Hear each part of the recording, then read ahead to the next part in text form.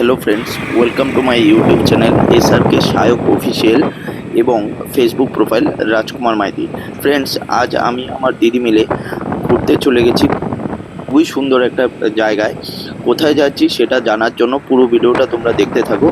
আর ভিডিওটা খুবই ইন্টারেস্টিং হতে চলেছে। ভিডিওটা যদি তোমাদের ভালো লেগে থাকে ফলো এবং সাবস্ক্রাইব করতে ভুলবে না। লাইক এবং কমেন্টস অবশ্যই করে দেবে। তো আমরা চলে এসেছি মেলায়।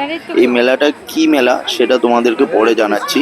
এই মেলায় ঢুকেই আমরা সাধুদেরকে দর্শন করে নিলাম এবং খুব সুন্দর একটা গোপাল ঠাকুর দেখে নিলাম। তারপর ভোগের জন্য, ভোগ দেওয়ার জন্য আমরা লাইনে দাঁড়িয়ে যাই।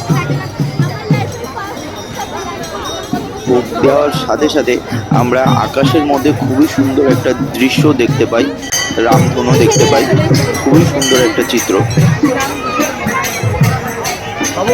ভোগ দেওয়ার পর একজন কাকিমা বাবার আশীর্বাদ দিয়ে দিলেন। বাবার আশীর্বাদ নিয়ে আমরা ধূপকাঠি মোমবাতি জ্বালিয়ে নিলাম।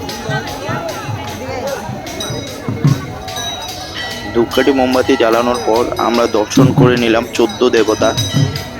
এখানে 14টা দেবতার মূর্তি আছে।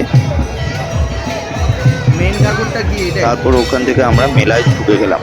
মেলায় যাওয়ার পথে দিদি কিছু কেনাকাটি করে নিলেন। তারপর আমার বোটিং করতে খুবই ভালো লাগে, তো আমরা চলে গেলাম ওখানে বোটিং করতে।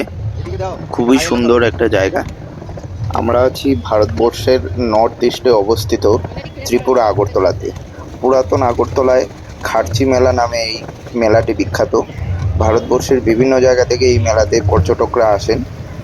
খুবই সুন্দর একটা জায়গা, খুবই এনজয় করেছি আমরা।